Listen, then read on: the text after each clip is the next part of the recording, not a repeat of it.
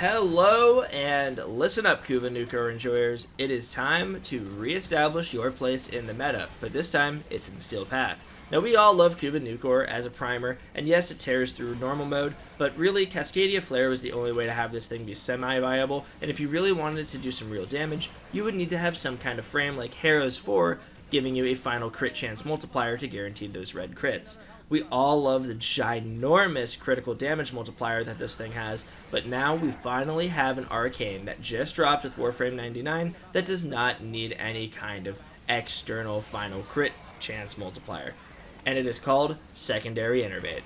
So basically, every time you hit an enemy, not weak spot hit, not kill, just hitting an enemy, keep in mind how fast the Kuva Nukor's fire rate is, I think ricochets also count towards this, you get 10% increased crit chance, and there is no upper limit on that. It will stack as high as it can until you hit crits. The caveat is that once you hit at max arcane level, 6 big critical hits, that's orange crits by the way, it resets. This is not really an issue though on the Kuva Nukor because of how absurdly fast it fires. You're going to be hitting these crits and getting enough orange crits constantly that it's going to feel like you're always hitting orange crits. Now, it is possible to still hit red crits before it resets, but the chances of that are low. So expect orange crits to be your new standard, which is better than getting no crits at all, unless you were using Harrow before. Before I get into the builds, keep in mind that the footage you're seeing is on Steel Path. This is the highest star chart node that you can get to in Steel Path, the Conjunction Survival. And I usually like when my builds have the weapon standing on its own 2 feet, so when I show you the build, I'm going to suggest things that you could do, like run Ureli and everything, but this is not mandatory. The weapon performs absolutely fine in all content for its designated purpose, which is basically anything aside from bossing, and you can do it with any frame you want without having any kind of subsumes or anything active. We will talk about viable subsumes afterwards if you wish to go down that route, or you just end up playing a frame that you main anyways that works really well with this, like Ureli for instance. But anyways, let's get into the builds. Okay, so basically here's the build. We're not using any Arcanes in Side 09. We do have Worthy Camaraderie on, just to show you that we're not really buffing it from any external factors right now. And this is our Kuva Nukor build. Galvanized Diffusion for multi-shot. For those of you that aren't aware, multi-shot works differently on beam weapons, so instead of actually multiplying the beam coming out, it just adds it as like a separate crit multiplier at the end, so you can basically multiply your damage by 2 if you're doing the math, and then we have a 70% chance here, which will go up once Galvanized Diffusion is active, of it doing times 3 damage by the end of it. Lethal Torrent for even more multi-shot and fire rate. We want as much fire rate as we can fit into this because Secondary Enervate, the faster the fire rate, the faster we're gonna get that crit chance up, and we're gonna be hitting orange crits more frequently, obviously just increasing the damage. Magnetic Might is a new mod that came out with 1999, and it is S tier because it is also another critical damage increase while also providing us 60% of a combined element. In this case, it is magnetic, and this is really great because it just adds another element that we can use for a damage increase for Galvanized Shot. Prime Target Cracker is a no-brainer. You want as much crit damage as you can get. Galvanized Shot is what we're sourcing all of our Nukors like damage from, essentially, to get multiplied by all these other factors. Frostbite and Pistol Pestilence, because you want viral. Viral increases damage on health, obviously, and you're going to be applying it like a madman because you have status at 150. We chose 2 gold mods to get this to 150, and because we already had Primed Heated Charge as another big source of elemental damage. Now, if you feel like you don't care too much about the elemental damage being up and you want even more statuses to be applied quicker, you could do a gold mod, but I'm telling you, it really doesn't matter because the fire rate and status chance you have already is already going to apply all of your statuses almost instantaneously. Now, I don't have any formas on me because I'm kind of broke. This platinum is being reserved for other stuff. Anyways, you probably want to put on a pistol ammo mutation mod here because with all of the fire rate you're going to have in this build, you might be running out, especially if you miss any shots, which is possible. But I don't think you should sacrifice any fire rate here because of how essential it is in this build. So highly recommend putting an ammo mutation mod on. Luckily, this is a Kuva weapon, so you won't really be that hurt for capacity. The more you mod it, or the more you form it, the more capacity you're going to get. But let's go ahead and take it in there. We also do not have a companion on, keep that in mind. And I'm not even going to show you a standard Oricon battle group because I have faith that we're going to shred these Corrupted Heavy Gunner Eximuses anyways. Level 200 Steel Path, of course. So keep in mind, not being modded by anything aside from itself. This is the weapon on its own 2 feet. secure the kill so we can benefit from Galvanized Diffusion. And yeah, we kind of just cook everything now. Keep in mind this is 20 level 200 Steel Path Eximus Heavy Gunners. An Orokin battle group would have fallen even faster. But the reason it took so long in that first kill is because we wanted to proc our Galvanized Aptitude. Let's go ahead and swap though, because there's one Arcane I really want to show you guys, and it's Arcane Velocity.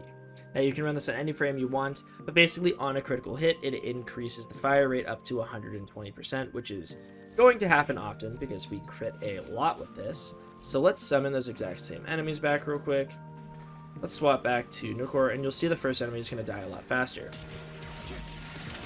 Significantly faster there. And obviously we can just chain this together. And voila, it cooks. Now, there is other frames you can use to run this, but let me just, instead of putting different frames on, let me resummon that group. I'm going to show you what it's like with the companion, because companions can also be played on any frame, so all we'd really be benefiting from with a companion is, one, they can spread viral, but I highly recommend modding your Kuva Nukor for viral because of how fast it applies it itself, but mainly because you can get a little bit more damage out if you have a Tenacious Bond on. So look at Tenacious Bond real quick. It just adds 1.2 at the end. You can do all the math yourself.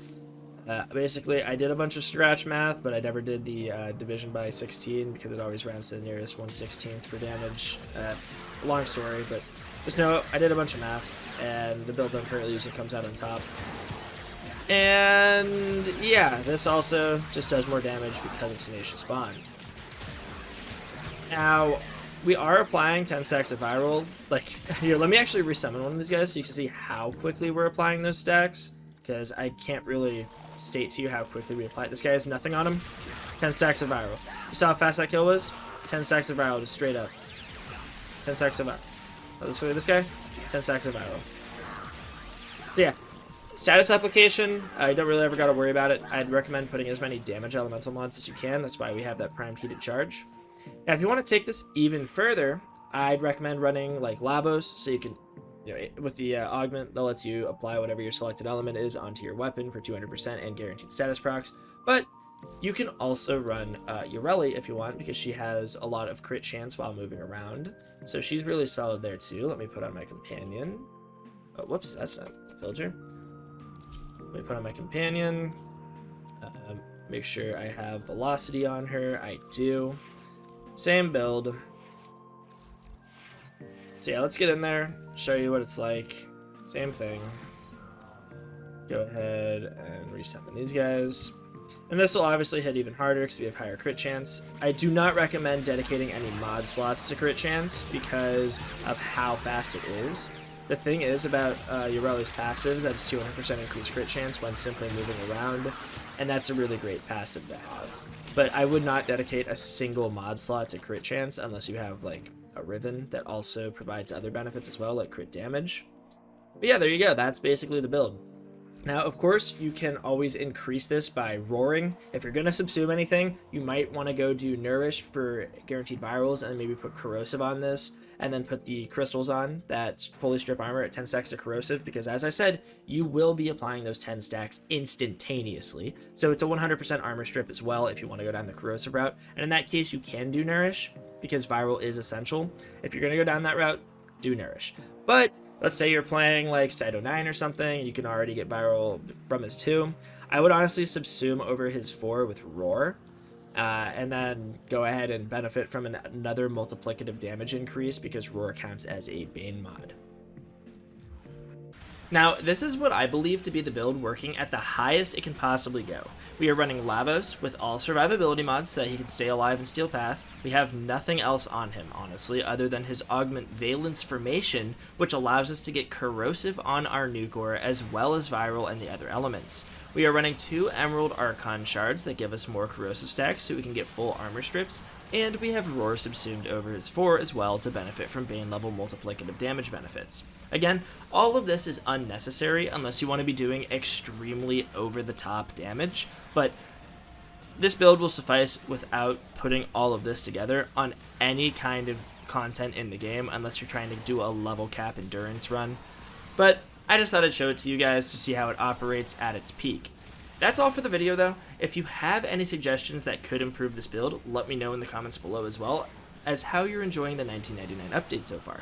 Make sure to like the video if you found it helpful too, as that really does help me out a bunch, and I hope you all have a great day. I'm Haderaxe, signing out. Peace.